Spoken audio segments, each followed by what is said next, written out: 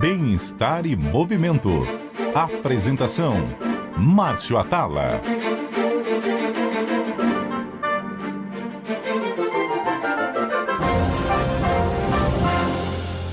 Olá pessoal, o Bem-Estar e Movimento de hoje está no ar e o meu convidado é um cara bastante conhecido e que vai falar sobre a arte de envelhecer bem.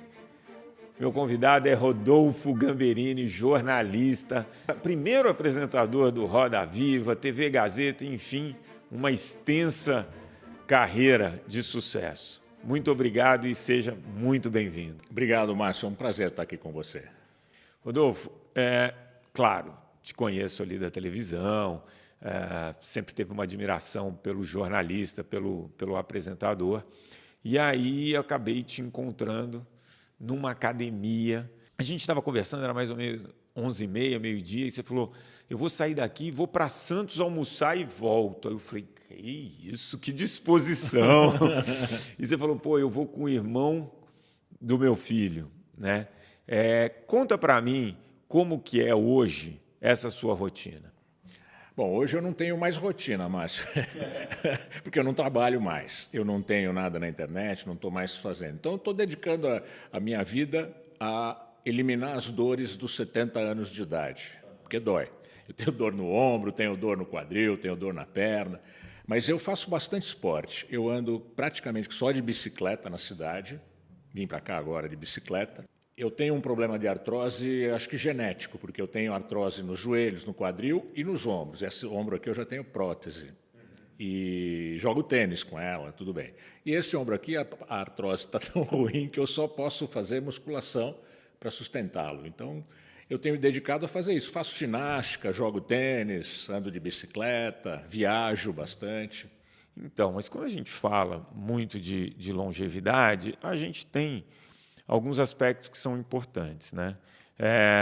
A atividade física, o movimento, sem dúvida nenhuma, ela é fator determinante para a qualidade de vida da gente nesse envelhecimento.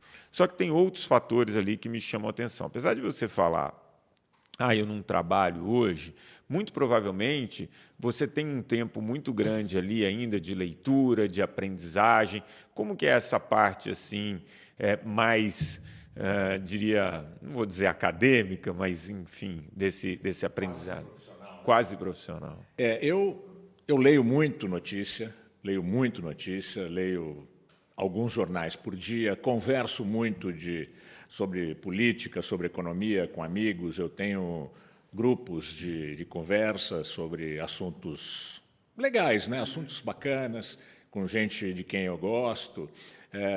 Eu acho que isso é fundamental, como você falou. Eu tenho 2 amigos jornalistas com quem eu como pizza todo domingo, às 8h da noite, na mesma pizzaria. A gente conversa sobre todas as coisas possíveis e imagináveis. Eu tenho um outro grupo no clube, que é um grupo interessante esse, que é um grupo de 4 pessoas diferentes. Ninguém é parecido com o outro. Um é liberal, é de centro-direita, um é de centro-esquerda, o outro é psiquiatra. E isso é muito enriquecedor, eu acho, para qualquer um. E para quem quer ter um envelhecimento saudável, eu acho que, como você disse, isso é fundamental. Você está aberto a ideias que não são as suas, raciocínio, pensar, aprender a arte de perdoar, que é difícil para burro. Você tocou num ponto que é fundamental, que é a questão do ciclo social, dos vínculos de amizade. E o que acontece muito quando as pessoas vão envelhecendo? Parece que o mundo delas vai diminuindo, né? Primeiro porque ela vai perdendo um pouco de autonomia, porque já se desloca menos, e aí começa a perder esses vínculos e deixa de ter esse contato com os amigos. E hoje a gente sabe que esse vínculo social, esse contato, justamente com o que você falou, com opiniões diferentes, que faz você refletir, enfim, tudo isso mantém sua mente muito ativa. Você sente que isso é importante para você? Sem dúvida, é muito importante porque por mais que você possa divergir de alguém numa conversa, se for uma conversa inteligente, com argumentos inteligentes, é sempre enriquecedor. Você aprende, você raciocina, você pensa naquilo. Ou seja, o cérebro continua ativo. É diferente de você se colocar na frente da televisão e ficar vendo um documentário sobre a África do leão caçando veado. Deve ser. Eu acho que aí é uma situação mais passiva. Então, acho que essa atividade cerebral, o raciocínio, eu sinto que é importante. Eu não sou conhecedor desse assunto, mas eu me sinto bem. É bastante importante. E você tocou num outro ponto que me chamou a atenção, que é um ambiente feliz de pessoas que você gosta. Hoje, existe uma tendência a gente consumir e estar em ambientes que não te fazem bem. E ninguém para se perguntar por que eu continuo consumindo uma coisa que não me faz bem? Por que eu continuo acessando uma coisa que não faz bem? Né? Como que você seleciona esse grupo? Eu não seleciono muito. Eu sou um cara que dá bom dia a cavalo, né? Eu falo com as pessoas, eu gosto de falar com as pessoas, eu falo muito, eu gosto de viver cercado de pessoas. E isso que você disse dos ambientes que são deletérios, são nocivos à nossa saúde, é interessante como isso aumentou, né? As pessoas hoje vivem... eu não tenho nenhuma crítica à tecnologia, eu uso tecnologia, mas eu não fico isolado na tecnologia. A tecnologia é só uma ferramenta para aparecerem assuntos que me levam a conversar com gente. Não, com o mundo real, que me servem como tópicos para conversar no mundo real.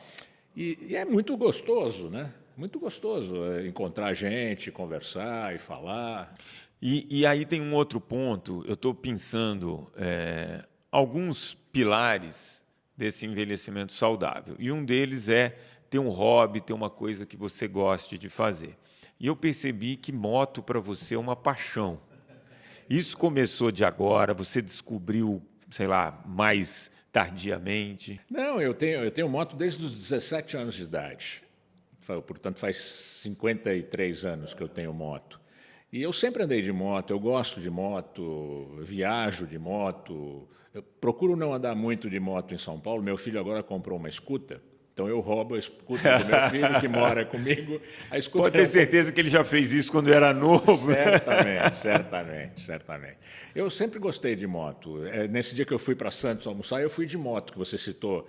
Eu fui de moto, fui com o irmão do meu filho, que tem 21 anos. Peguei o moleque e falei, vamos almoçar em Santos. Tem um restaurante ótimo lá, o Mar del Plata, não sei se você conhece. Não, mas é muito, muito bom, muito gostoso. Comemos um belo cambucu grelhado, uma beleza. Com o moleque na carona, atrás, andamos, tal. Não posso falar a velocidade que eu andei, mas... A primeira coisa que me chamou a atenção foi a disposição, porque se alguém me chamar para almoçar em Santos e voltar, rapaz, eu vou arrumar algumas desculpas. Talvez na Alameda Santos. Na Alameda Santos. Então, me chamou a atenção essa disposição, me chamou a atenção vocês irem de moto e você ir com o irmão do meu filho. Do seu filho.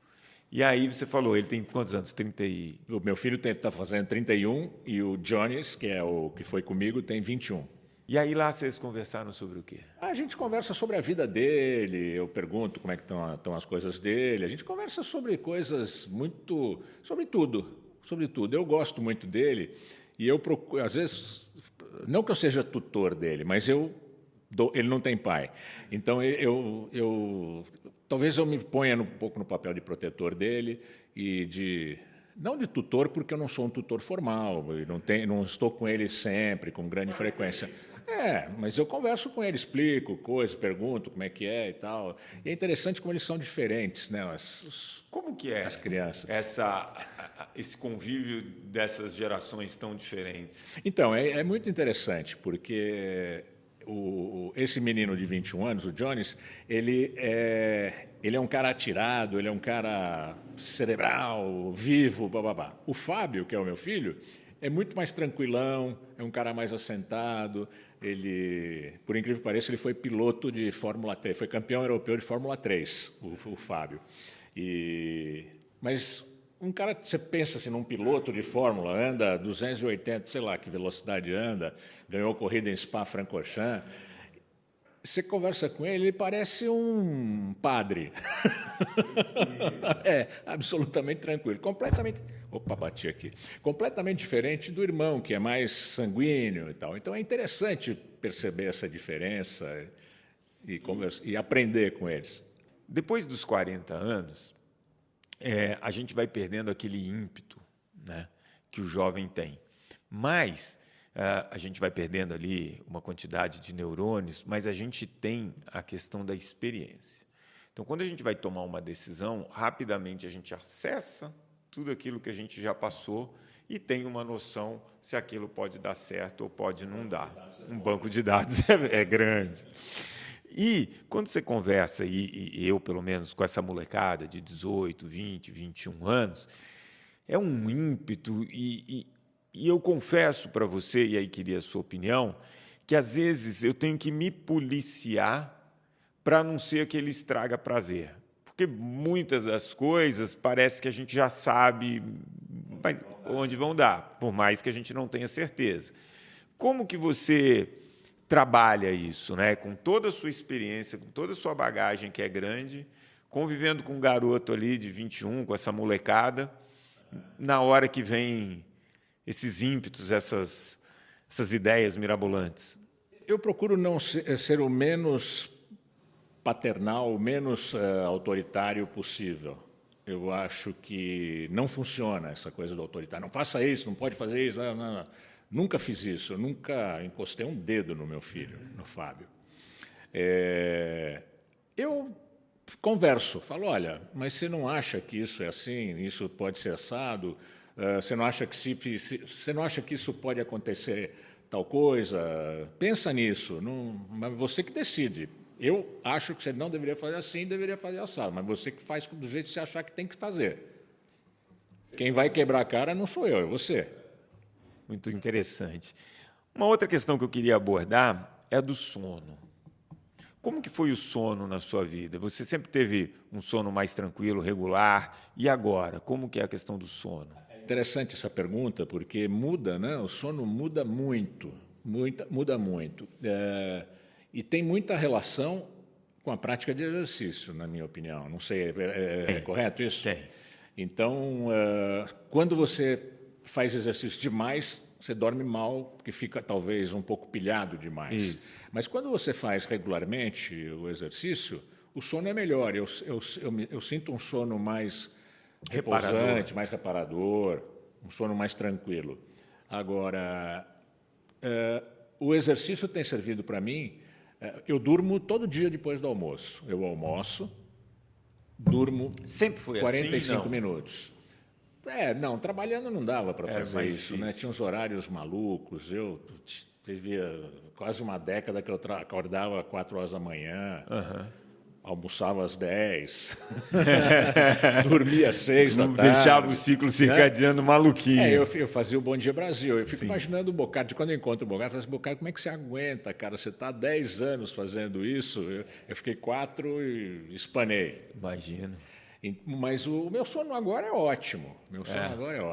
Você sabe que eu puxei esse assunto porque o sono também ele tem uma relação muito grande com a nossa saúde mental, com a nossa longevidade. E quando você fala que dá uma dormidinha depois do almoço, o ser humano, em relação ao sono, ele é bifásico. O que é isso? Ele tem, no período noturno, um estímulo para dormir, então é o horário onde você vai dormir, tem o sono mais reparador. Mas, sempre depois do almoço, ali no começo da tarde, você também tem um estímulo para fazer esse pequeno cochilo que eles chamam de power nap. Nos lugares onde esse cochilo é regular, a expectativa de vida é 3 anos maior. Na Itália, tudo fecha às 1 da tarde e abre às 4. Exato. Por quê? Porque os caras estão dormindo. Estão dormindo, exatamente. Vai dizer que os italianos são doentes? Não dá, né? Exato. E aí a outra coisa que você falou em relação à atividade física. Se você for em qualquer especialista do sono, ele vai falar que a atividade física ela é importante para você regularizar o seu sono. E você tocou em bons pontos aí. O primeiro deles, em relação à intensidade da atividade física. Se você faz uma atividade física muito intensa, principalmente mais próximo do horário de dormir, você está liberando adrenalina, você está liberando uma série de substâncias que vai dificultar esse sono. Agora, tudo que a gente produz de energia ao longo do dia, a gente vai acumulando uma substância, chama adenosina, e quanto mais energia eu produzo ao longo do dia, mais eu tenho esse acúmulo dessa substância. Meu cérebro faz a leitura e fala, opa, momento de dormir, de descansar. Então, a atividade física está relacionada com o sono mais reparador. Só que tem uma substância que faz com que o nosso cérebro não enxergue muito bem essa substância, que é a cafeína. Como que é o seu consumo de cafeína? É baixo. O meu consumo de cafeína é baixo e eu só tomo café de manhã e depois do almoço. Tomo 2 cafés, 2 expressos por dia.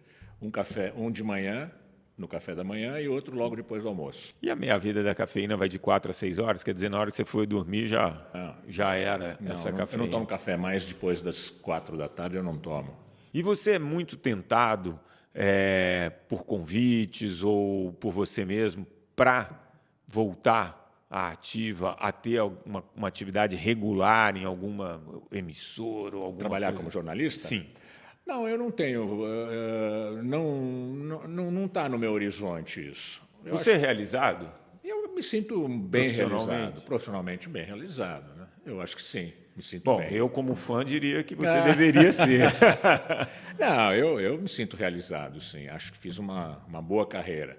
E é interessante essa coisa da carreira de jornalista, especialmente em televisão, tem um componente de vaidade muito grande, muito grande. E quem não admite isso, ou é burro ou é desonesto, para começar.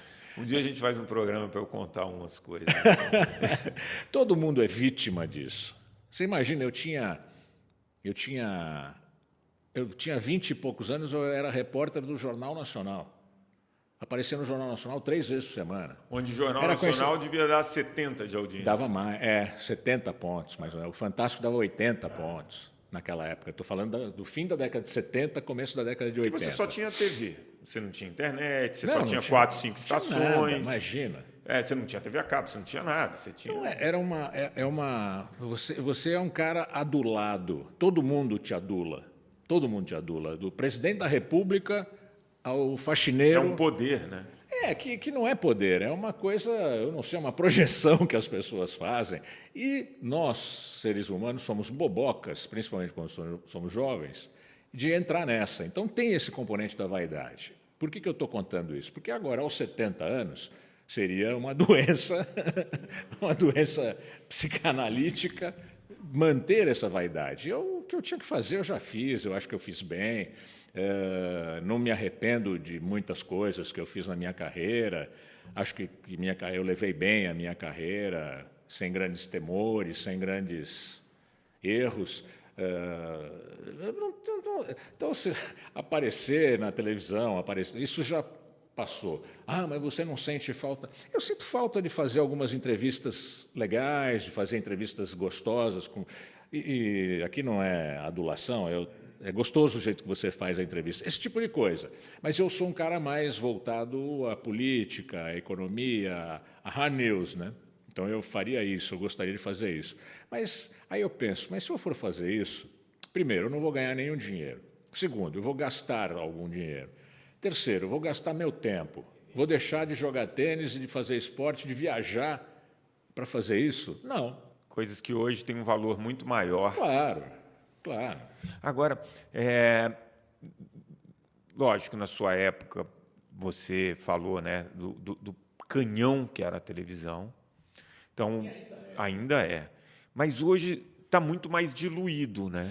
Hoje você tem um cara, às vezes, eu lembro de um evento que eu fiz em Brasília, e aí tinham mais 4 garotos indo comigo. Eu falei, nunca tinha ouvido falar. Moleques de 18, 20 anos. E aí falaram, olha, eles estão vindo aqui porque eles chegando no evento, o evento vai bombar. Quem são? São youtubers. Eu nunca tinha ouvido falar. Na hora que eles anunciaram que estavam lá, que loucura, né? Então você tem a coisa muito nichada, muita oportunidade. Você acha que isso faz com que hoje a carreira seja mais fácil ou mais difícil?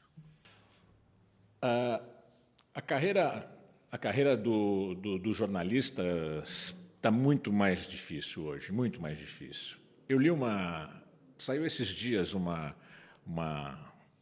artiguinho falando do Herbie Hancock, o grande tecladista Herbie Hancock, falando da música. Eu acho que o que ele falou da música serve para qualquer campo do conhecimento da arte humana. Ele fala assim, o que importa hoje não é mais a qualidade da música, o que importa hoje é o cara que fez a música.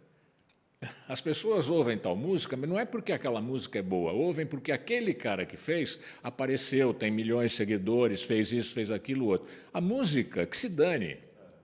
Então, existe esse culto a uma personalidade fugaz, né? Uma personalidade que dura... Você tira o cara da internet, ele dura quanto tempo a personalidade? Acaba, né? O prazo de validade é curto. Então, é uma coisa... Então, a carreira do jornalista sério hoje, do jornalista que apura, que tem responsabilidade com a honestidade da informação, tudo isso, eu acho muito, muito dificultada hoje. Agora, mudando um pouco de assunto, né? Você chegando aos 70 anos, parece que você tem uma viagem planejada aí para comemorar. Como que é isso? Eu vou fazer 70 anos daqui a 29 dias. Eu estou planejando não, nós já acertamos isso, eu vou com meu filho para Barcelona, nós vamos pegar 2 motos, as nossas namoradas vão, minha namorada e a namorada dele, elas vão alugar um carro, e nós vamos alugar 2 motos, de Barcelona a Bilbao pela montanha, pelos Pirineus, ida e volta, uma viagem com bastante curva, e vai ser uma delícia, né? E você ter essa viagem faz com que você se prepare para ela e crie algum tipo de rotina de preparação para desfrutar? Sim, porque 70 anos pesam. 70 anos pesam. Se você não treinar, você perde musculatura, você perde a capacidade de prestar atenção que você precisa ter para andar de moto. Então, eu tenho feito treino muito pensando nisso também, manter essa atividade, continuar andando de moto. Aliás, eu fui a um médico, ele me perguntou, você está com 70, né? Eu falei, estou. Ele falou, você continua andando, porque ele sabia que é um médico que me conhece há muitos anos. Ele falou, você continua andando de moto? Eu falei, continuo. Ele falou, pois não pare. Eu falei, como assim? Ele falou, todo médico fala, não. Ele falou, não pare porque a moto acaba te dando algum tônus muscular nos braços, no abdômen, no quadril, nas pernas. Equilíbrio. Quando você freia, você faz força no ombro. Quando você acelera, você faz força nas costas. O tempo inteiro, ele falou, você pode prestar atenção, quando você desce da moto, você não está cansado? É cansado de exercício físico. De contração muscular. Interessante. Estado de alerta também. Estado de alerta. Mental, né? Pô, claro. Você tem que estar ligado em tudo, né? Eu ando na moto, meu batimento cardíaco sobe pelo menos 15 batimentos por 15 batimentos por minuto. Então, para alguma coisa serve, além de ser uma delícia. E descobrir aquilo que te dá prazer. E aí você falou o seguinte, hoje me dá prazer jogar o tênis, encontrar meu amigo lá no domingo na pizzaria, andar de moto. Descobrir o que te dá prazer e você investir nessas atividades, você acha que isso faz a diferença para ter muito mais qualidade de vida nessa fase? Sem dúvida, sem dúvida. Eu acho que é fundamental você estar feliz, né? Essa é uma receita simples de felicidade, né? Você conversar com gente, comer coisas boas, beber um vinho não muito caro, mas um vinho gostoso, conversar de coisas que você gosta de falar, gosta de ouvir, gosta de aprender e fazer esporte. Eu não conheço nada melhor. Você sabe que uma vez me chamaram para palestrar num congresso da felicidade. Aí eu falei, gente, eu não tenho nada para falar num congresso da felicidade. Não, mas é importante você ir. Eu falei, pô, como que eu tenho? Eu falei, eu sei o que você tem que fazer para não ser infeliz, que é não ser corintiano. Eu, como corintiano, eu posso falar. Eu sou da torcida jovem do Santos. Entendeu? Aí eu fui lá e fiquei pensando. E aí eu falei, eu acho que tem 2 coisas que são fundamentais. Sem isso, dificilmente você vai ser feliz. Saúde e amigo. Né? Não importa muito se você tem mais dinheiro ou menos dinheiro. Quando você vê 2 pessoas rindo demais, uma conversando com a outra, um grupo, você vai ver ali que eles estão entre amigos, estão de alguma maneira saudáveis e aquilo está gerando um momento muito bacana. E eu acho que a grande sabedoria, e você mostra isso e é um exemplo, é como conseguir detectar e investir nas coisas que você realmente gosta e importa, porque o ser humano ele é muito levado pelo meio ambiente, né? A gente reage ao meio ambiente. Darwin já falava isso. E hoje o meio ambiente ele vai te enchendo de informações, de opções, e se você não faz a seleção, você não tem tempo para nada, parece que o tempo te consome, né? Eu fazendo um retrospecto da minha vida, isso que você falou me lembrou o seguinte, eu fiz todas as coisas que eu podia fazer na minha vida, todas. Todas as coisas que eu podia fazer eu fiz, mas eu acho que eu fiz na idade certa. Quando eu tinha 20 anos de idade, na minha época tinha cabelo comprido, eu tinha o cabelo aqui. Eu desci o São Francisco de barco, fui de carona até Fortaleza. Eu fiz todas as coisas possíveis e imagináveis eu fiz, na idade certa. Seria ridículo hoje se eu tivesse cabelo comprido, se eu andasse de carona. Vou para Fortaleza de carona.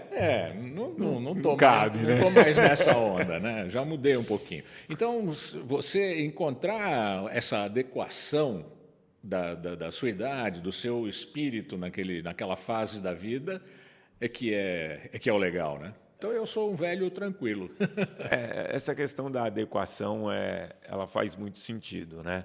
Porque você vai passando por determinados momentos da vida, quer dizer, provavelmente com 25, 30 anos, você pagava um preço para atingir seus objetivos profissionais e conquistar algumas coisas, que talvez hoje, aos 65, 70, você vai falar, cara, eu não pago esse preço. Eu não pago esse preço. Né? Mas naquela época você tem energia, você tem força, e entender esse processo parece ser importante, né? É bem fundamental. Eu não sei por que as pessoas dão tanta importância ao trabalho. Não, eu preciso trabalhar. Eu não vejo o trabalho assim. Não vejo o trabalho assim. Eu vejo o trabalho como uma necessidade de sobrevivência, uma necessidade de fazer alguma coisa, uma vez que nós estamos na face da Terra e devemos fazer alguma coisa, precisamos fazer alguma coisa, mas eu acho que a gente não deve dar tanta importância às realizações do trabalho, não, porque vangloriar tanto. Eu trabalho 14 horas por dia, azar seu, eu jogo tênis, eu ando de bicicleta. Muito bom. Ando de moto. Agora eu vou te fazer uma pergunta, já que você falou que é especializado em hard news, é uma pergunta que eu sempre tive vontade de fazer para político e não tenho essa oportunidade, vou fazer para você. A gente vai envelhecer, né? Essa fase da vida, a gente acaba, via de regra, tendo mais propensão a uma série de doenças, né? Então, é muito comum, depois de 60 anos, as pessoas terem uma incidência maior de diabetes, de hipertensão, enfim, uma série delas. O Brasil é um país pobre e é um país que envelhece. Então, em 2035, a gente vai ter mais pessoas acima de 60 anos que menos de 18. O que é um terror. Mas... Como que você vê a sobrevivência desse sistema aqui no Brasil? Seja da Previdência ou de saúde, onde você vai ter uma população envelhecida, doente e pobre. Esse problema ele se soma ao maior problema que eu vejo no Brasil. O Brasil é um país que tem a distribuição de riqueza, distribuição de renda mais vergonhosa do planeta. Se não for o país mais injusto na distribuição de renda, se não me engano, está perto de ser por 2 ou 3 posições. Então, essa distribuição de renda no Brasil leva a uma situação de grandes parcelas da população sem acesso à cultura, sem acesso... Cultura, saneamento básico. Nem deveria colocar em primeiro lugar. Sem acesso à água encanada, sem esgoto, sem comida, sem dinheiro para sequer tomar um ônibus. Então, esse, para mim, é o grande problema brasileiro.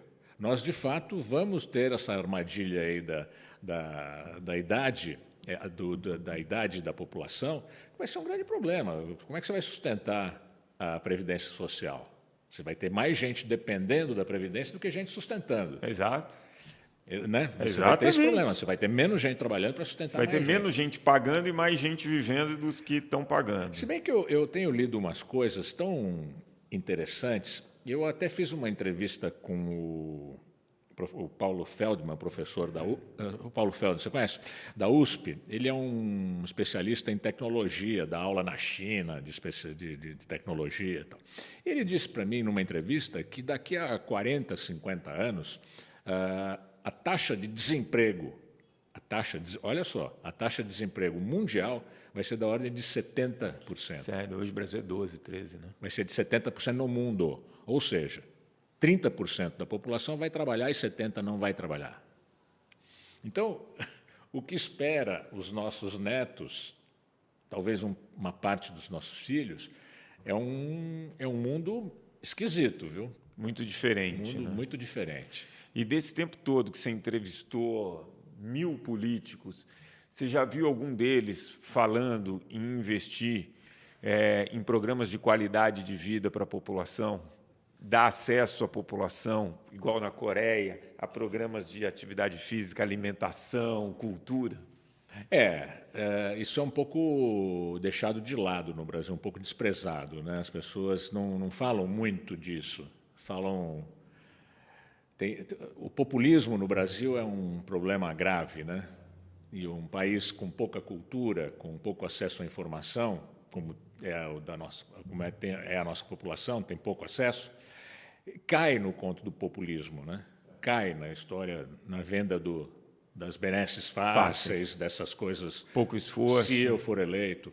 Agora, espero que o brasileiro tenha uma participação política um pouco maior, né? Se informe melhor. Mas sem educação fica difícil, não fica? Sem educação. Exato. A educação é o primeiro passo. As pessoas precisam...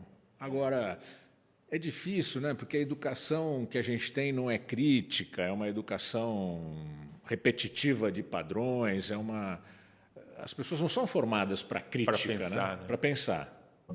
Então, é difícil ver um futuro mais róseo. Eu não sou tão otimista, não.